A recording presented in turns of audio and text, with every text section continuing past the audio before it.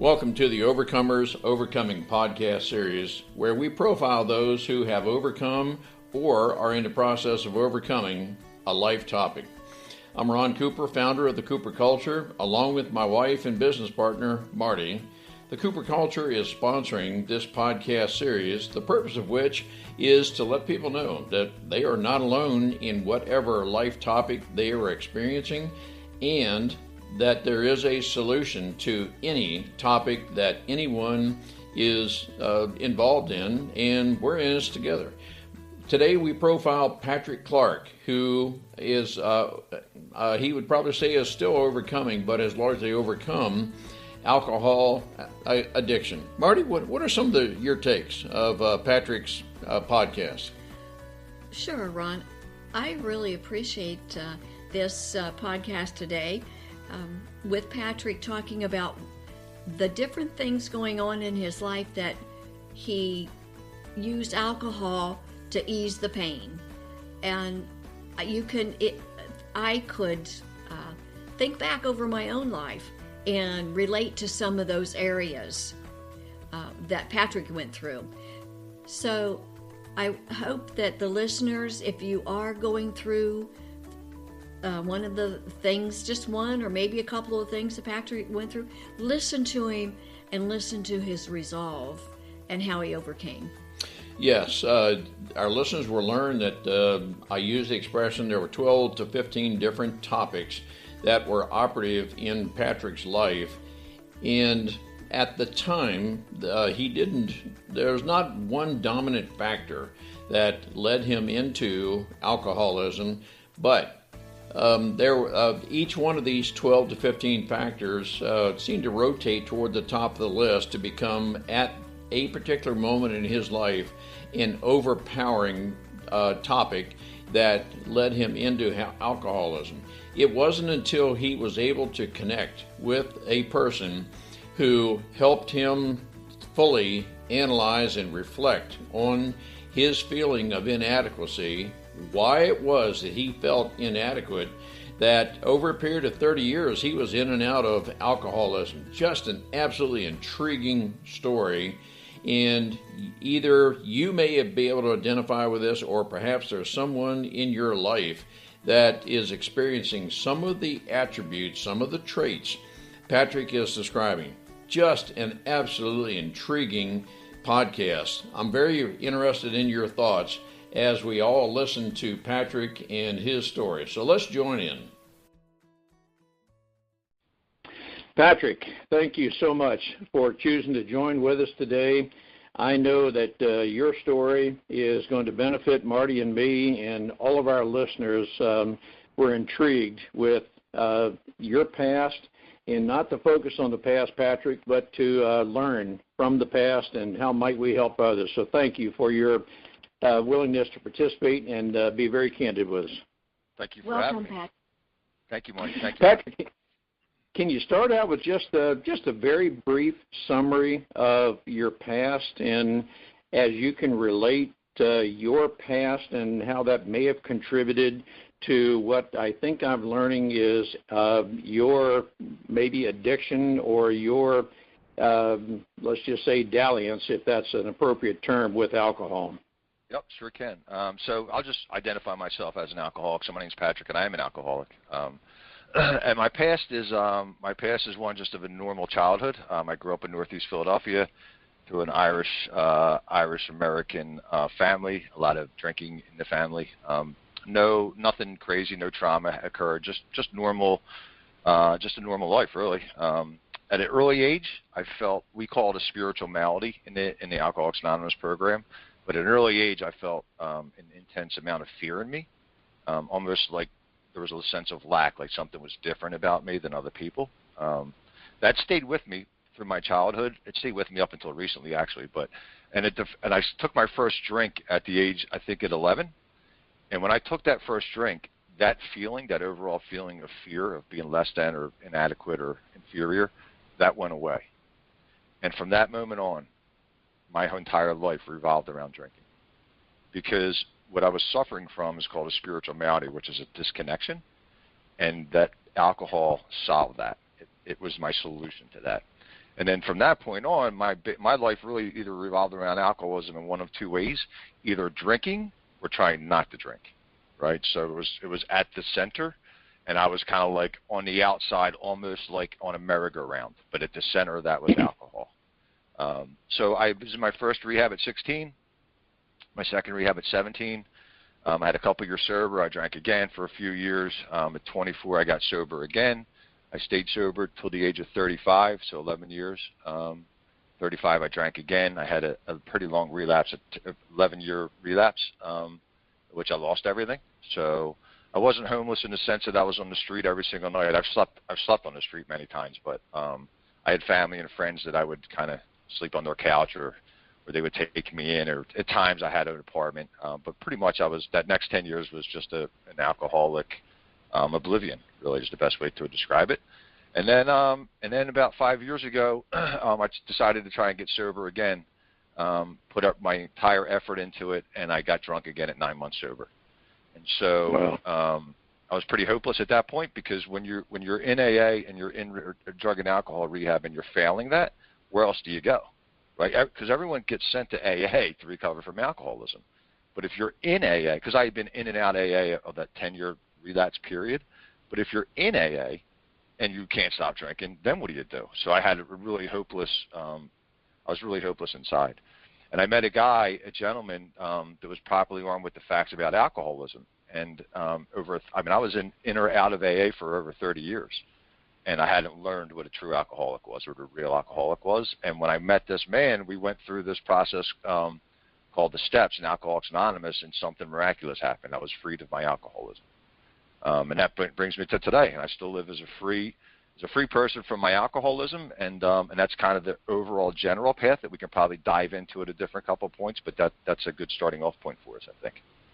Well, Patrick, that's thank you for that very in-depth and very candid summary of your background. I'm very curious, Patrick.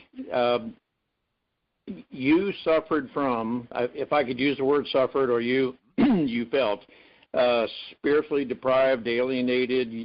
Is that another way of saying that you maybe had a low self-esteem, low self-confidence, and you weren't exactly sure where you fit in to friends and that kind of thing? Did I summarize that correctly?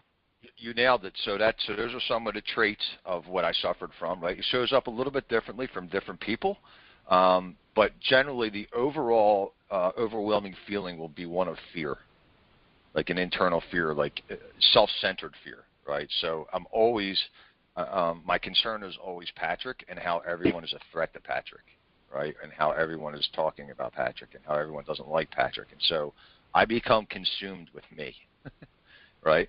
And if I'm consumed with me, and I'm in a fear, and I have that sense of inadequacy, well, guess what? It's only a matter of time before that becomes too painful, and I need to get out of it somehow, right?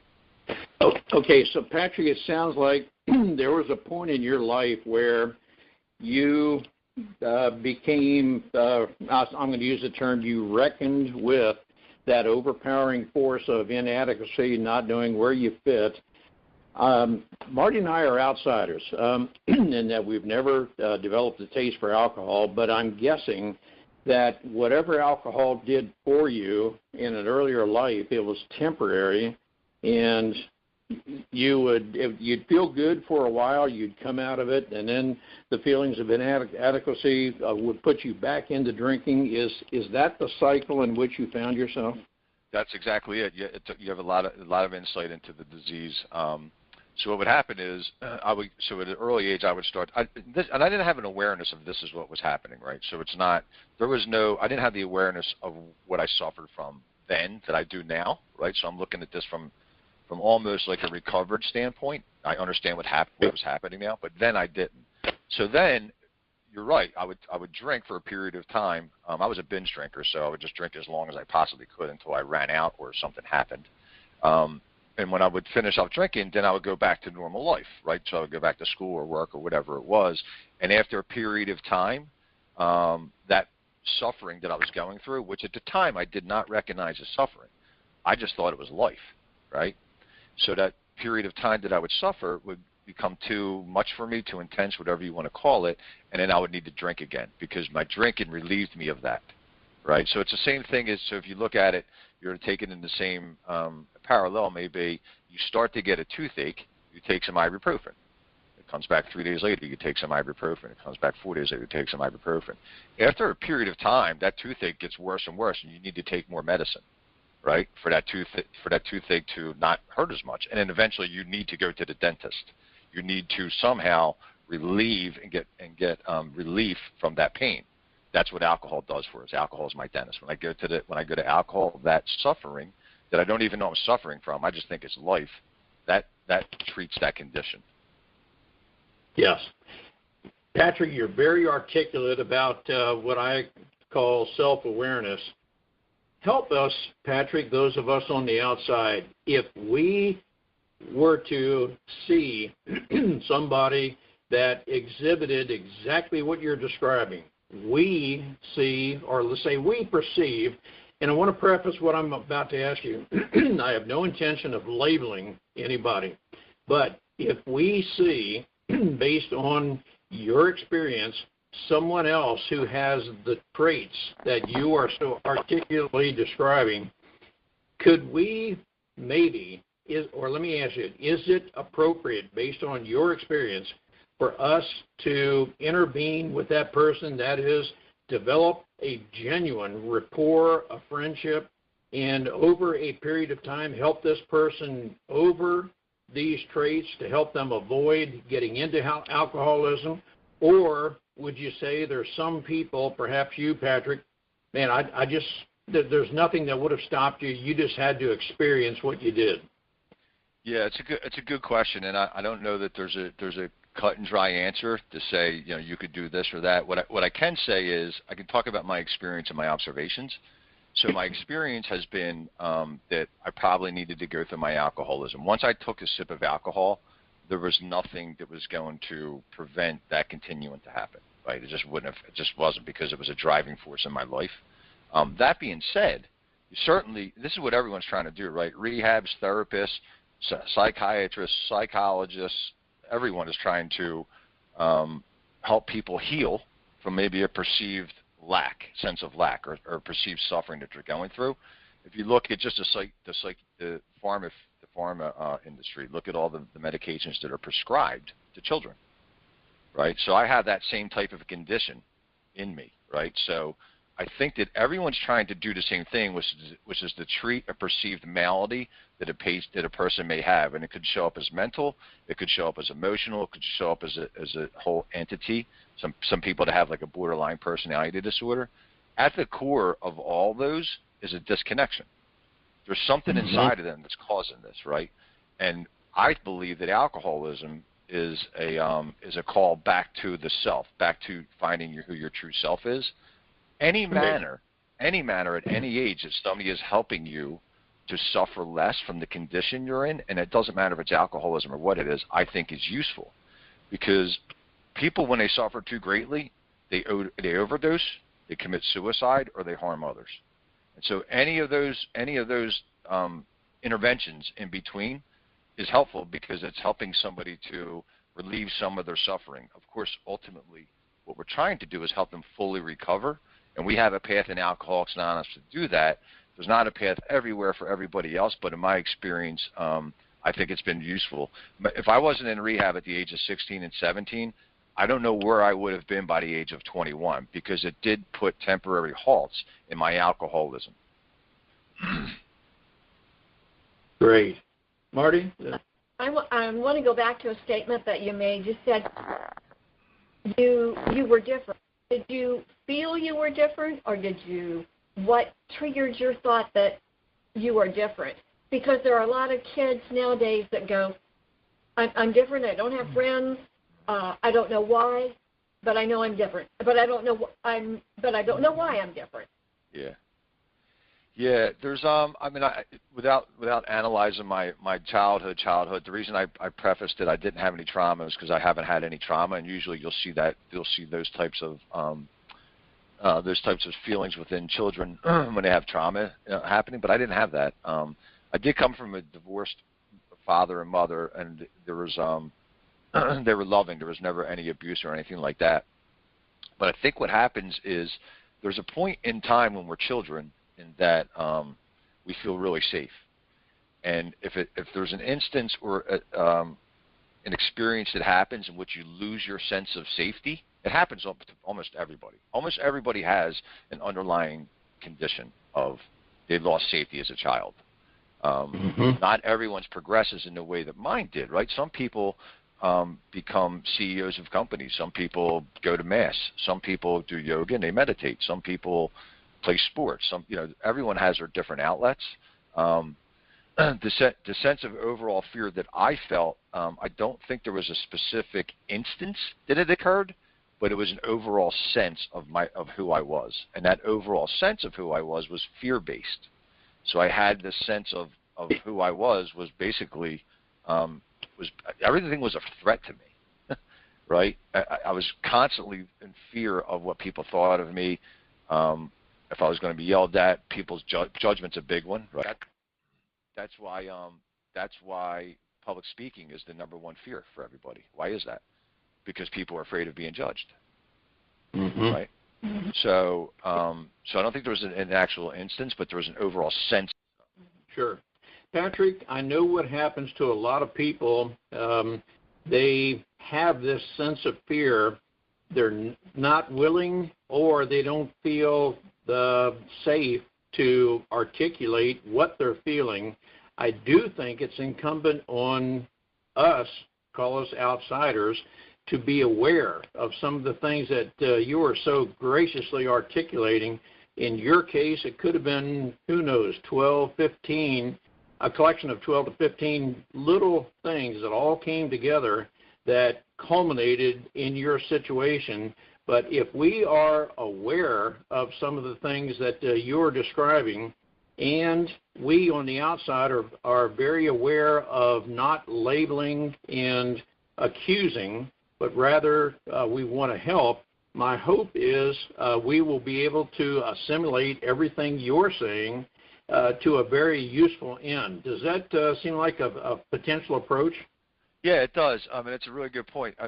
Anybody that's suffering from a lack of fear or suffering from a lack of connectedness, and by connectedness I mean I feel that I'm connected to you, that you and I are both human beings, and we are on level with each other. You're not better than, I'm not less than, I'm not better than, you're not less than. Anybody that doesn't have that sense of connectedness, that is going to manifest itself in different behaviors. Right, so there are certainly things to look out for. Of course, drug abuse and alcohol abuse is one of them. Isolation from others is another one. Violence or acting out of emotion, extreme emotion. So if I am yelling a lot, if I'm throwing things a lot, that means I'm internally frustrated. Right, frustration is just the bottom rung of anger. So if I'm experiencing those types of frustrations, right, those are definitely trigger points to look for, and perhaps look to for some type of an intervention. When I say intervention, I don't mean intervention in the sense that you saw on TV. I just mean some type of help when I talk about that type of thing. Exactly. Yeah. And one of the things Marty and I emphasize, Patrick, and again, you're very articulate, a connected relationship, that we're genuine, we want to relate to you, we accept you, and so forth. Talk to us a little bit about, Patrick. It sounds as if you were, 20-plus years maybe, in and out of alcohol, and I'm curious, was there maybe in the last 5 or 6 years that you felt that, no, you accept yourself, you have a connected relationship, and so forth, that, hey, I no longer need to rely on drugs? Is that somewhat the process you went through? Yeah, it is. So there's 12 steps in Alcoholics Anonymous, and everyone knows it's a 12-step program, but there's a lot of misperception about it. The 12 steps are an actual process to treat alcoholism. And if you go through these 12 things, you take action. We call it spirituality through action. If you take action through these 12 things, you will be freed of your alcoholism. Now, I'm going to take a step back and just talk about the spiritual malady and what alcoholism is from an Alcoholics Anonymous perspective. So the spiritual malady is just simply a sense of disconnectedness with yourself, right? And that means that you're identified with your mind. So ego is a term that you hear all the time today, particularly in you just hear it everywhere in Buddhism and different contemplative paths. And so what I'm really referring to is an identification with ego, right? An identification with your mind. If you have an identification with your mind and you believe that you are your mind, and your mind is fear-based, your conditioning is fear-based, guess what? You're going to live in a lot of fear, right? You're going to be identified with whatever thought is coming through your mind, and when you're identified with every thought that's coming through your mind, you're going to suffer because there's no sense of freedom. You're trapped in your mind. What the Alcoholics Anonymous program does, the 12 steps, is it breaks that identification. Once that identification is broken, there's what's called as a spiritual awakening. I'm trying to simplify this because it's not a crazy process. It's a really simple process. The spiritual awakening is just simply I'm not my mind, and there's a different sense of spirit in you that starts to show. That's what happened with me. When that happened, I was writing inventory one day, and I clearly saw a distinction that what was happening in my life was not what people were doing to me. It was my reaction to them. And I knew, I looked down at the sheet of paper and I was like, oh my God, it was me. They're not doing anything. This is my reaction. And that was the beginning of the spiritual awakening through the steps of Alcoholics Anonymous. And so what happened ultimately was I started to connect to myself, which is a deeper sense of being. It's not a fear-based sense. I've let go of some of that. Now it's a practice. It's something I have to do every day, but I've been freed in that manner. I'm not sure if that answers the question. I hope it gets close. Patrick, to the listener who may be right now where you have been, they may be wondering, well, what was it that brought about this? I'm going to use the word transformation of the mind. Yep. I'm thinking or wondering, Patrick, did you change your reading habits? Did you change your watching, listening habits? Did you change your friends? Or was this just an internal spiritual awakening, if I could use that term? Yes, you're right along the right lines. We call it a psychic change and a spiritual awakening. So what actually happened, if I could take a step back, I couldn't stop drinking, right? I was unable to stop drinking, and the crazy thing was I wasn't sure why I kept drinking. I didn't even know how I drank.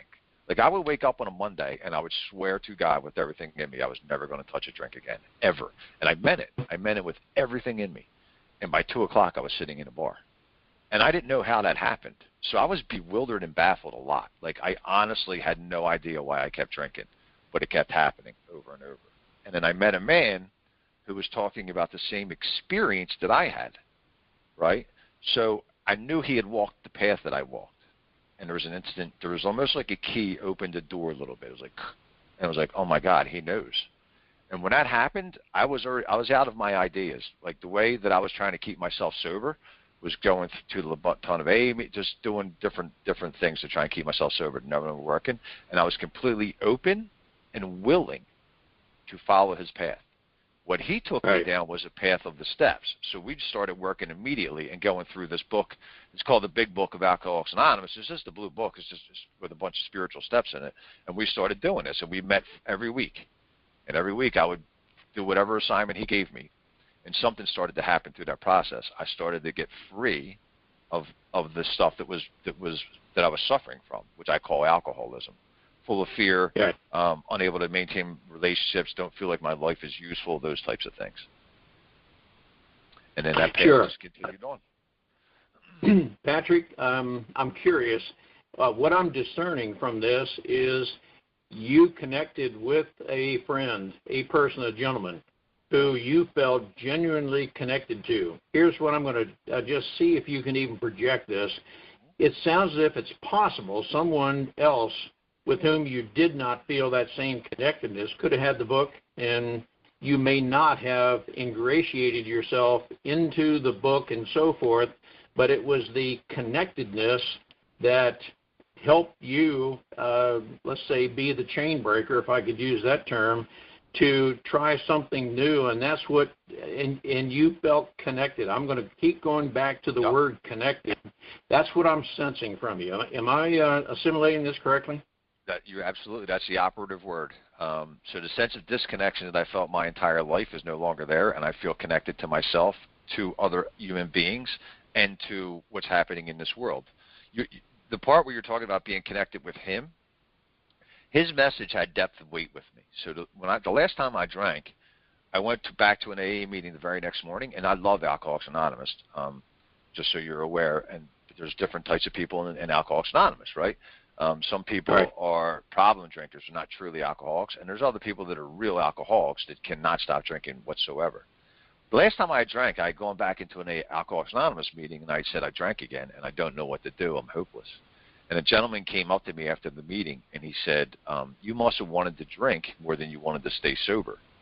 Almost like I didn't try hard enough, right? That's what that sounds like. It sounds like you didn't put enough into it. You didn't make a strong enough decision. That's not what happened the last time I drank. The last time I drank, I was contemplating I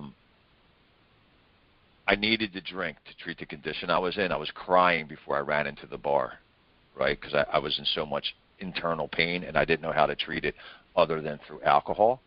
And when I met the guy that took me through the steps, he had a message of depth and weight. In other words, he was describing the condition that I was in. Except for him, it was a past condition. And for me, it was a current condition. And immediately I knew, this guy knows. And then at that point, I went up to him after I met him, and I said, would you please help me? I cannot stop drinking. And he said, yes, would you be willing to meet Friday? And I said, I will meet you wherever you want to meet, whenever you want to meet. I am complete. And I just did everything that man put in front of me. And within 60 days, I was relieved of my alcoholism. 30 years prior, I was in and out of it constantly, and I was always in the spirit, always in that sense of disconnectedness. Right. Patrick, I'm curious. Man, you've gone through a lot, and I sense that you are a person of resolve, and you have reckoned with yourself. You know who you are in a very positive way. Thank you. Can you engage in social drinking and not be concerned about returning to the way things were? Have you reckoned with yourself and just say, nope, I can be around others who are drinking, but I cannot drink? I'm curious how your past has affected your present. Yep. So I think there's two parts to that. So as far as social drinking for me personally, we've identified, and this is through Alcoholics Anonymous, we've identified one common trait that all alcoholics have, and that is what we call an allergy to alcohol. When I put alcohol in me, in any matter, whatever, doesn't matter what it is. If it's alcohol going in me, I develop what is called an intense craving for more alcohol immediately. And it becomes at the forefront of my mind. That's why you'll see people go to extreme lengths to continue to put a substance in them, right? They'll break in it. You'll see them cash in their entire paycheck, their 401k. They'll break into cars. They'll rob banks. They'll rob bars, right? Because they've internally, physically, they have an intense craving for more alcohol. It almost feels like you're crawling out of your skin if you don't have it. So that's one definition of an alcoholic for me. So I've come to the deep realization that I am unable to drink alcohol anymore, and that's okay. The other part, I think, to the second part to your question was, can I be in a social setting with other people that are drinking? I can. I don't recommend it for people that are in early recovery until they've fully recovered. And I've recovered from the disease. That just means I no longer display the symptoms, right? So I don't have a mind that takes me back to alcohol. I don't put alcohol in me, so I don't have a physical allergy.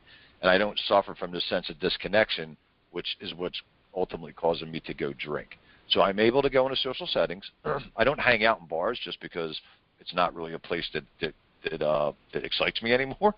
I used to love them, but I don't go there anymore. But I have no problem going to any social setting in which there is alcohol served. I don't hang out in there just because it's not enticing to me. But I can go anywhere I want. Yep. Okay, but you have made the very definite choice of based on who you are, where you've been, and I sense a very definite resolve in your voice, Patrick. Do I understand correctly, Patrick, you are serving on the staff of Recovery Centers of America? Yes, I'm a technology project manager. I've been there since the beginning, and I worked with Katie and Bill. I helped open up the call center, and I took calls starting there. And right at that time, I was actually back in starting to repair my life again from that long relapse. So yeah, I work for Recovery Centers of America, and that provides me another avenue to help alcoholics and drug addicts. Yep. Patrick, oh gosh, your story is absolutely intriguing. I just love the resolve in your voice. Thank you. And I have the sense that as you are talking with others, you too can help them overcome whatever it is they're going through. It may take a while, but I just sense a resolve in your voice that you will take the time to develop a connected relationship. I want to thank you on behalf of our listeners that letting us know just how we can identify some of the traits. Again, I will emphasize frequently, we're not trying to label anybody, Yep. but if we can identify a trait, develop a very connected relationship. It's possible that neither Marty or I is the best person, but we may, because we know Patrick, we may say, I really think you can benefit from talking to Patrick. Marty and I feel that we are functioning as a catalyst to help connect people, develop connected relationships. My sense, Patrick, and I think you've confirmed this, that as we put all this together, we can help a lot of people overcome their addictions, their disease. And it's very Pollyannic, perhaps, to think this, but there's a possibility we could put Recovery Centers of America out of business if we're able to connect with enough people. You nailed it again, Ron. I want to thank you for providing me the avenue to tell my story and maybe a little glimmer of hope for anyone listening. And I agree with you. If we can put RCA out of business because everyone's recovered, that would make me happier than anyone in the world. You have my email address, and if anyone reaches out to you and they just wanted to talk, you please put them in contact with me. I will always be available. Patrick, thank you so much. And yes, we will definitely put people in contact with you. You just have a phenomenal story, and thank you for your very resolved story. Thank Patrick, you so much, Patrick, Marty. I want to thank you also. This has been very enlightening, and I want it to reach a lot of people that are going through this, and just to help wherever we can. So thank you for sharing your story. Yeah, that's great. Thank you so much, Marty. Thank you so much, Ron. Together, I think we're making progress for sure. So thank you so much, and bless you guys. We absolutely are, and Marty and I approach all of this as one relationship at a time, and I do believe with persistence we will overcome. Perfect. Thank you so much, guys, and we'll talk again, I'm sure. Thank you, Patrick. Take care. All right. Did Patrick's testimony possibly cause you to reflect on your life, or if not yours, perhaps someone in your circle of influence? He was very reflective, and it took him nearly 30 years to analyze what it was that was the source of his feeling of inadequacy. We hope you get benefit and value from Patrick and the other podcasts of the Overcomers Overcoming series. We hope you'll consider giving us a 5-star rating and subscribing to this series. Again, our purpose is to help others through any challenges they may be experiencing in life, and help those know with a resolve, as Patrick had a resolve, that we are in this together. That whatever you're experiencing, know there are multiple solutions, and there are multiple people who have been through and are willing to establish that connected relationship. Marty and I have developed a digital course on relationships, and it is a dating relationship. We are in the process of developing a similar course on workplace relationships, but it has to do with developing a connected relationship.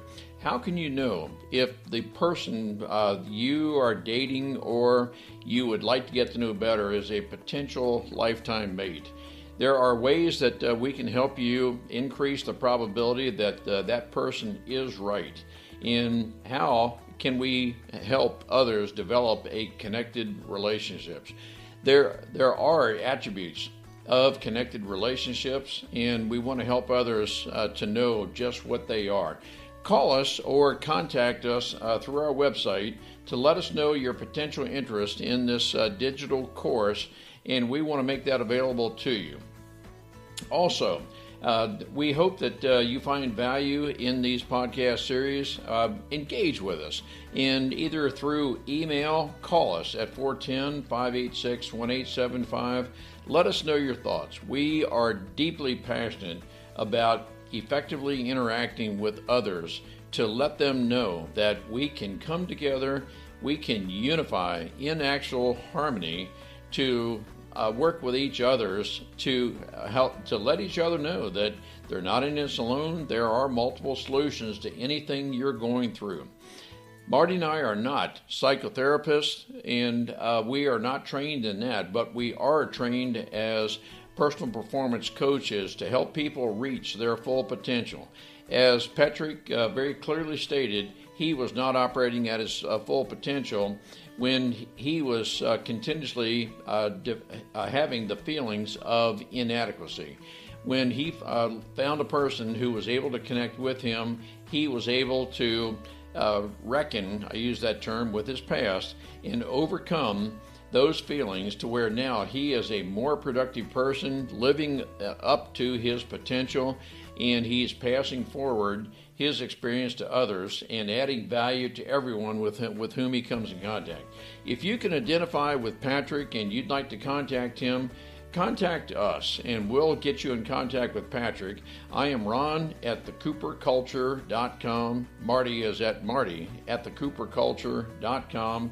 But let's interact with each other. Let's engage and let's come together and do some forward thinking. I call it forward leaning frequently, to determine how we can reach out to others and be a value add to those who might just need to know that there are others who are willing to effectively engage and connect with him. We look forward to interacting with you and look forward to just advancing our thinking together.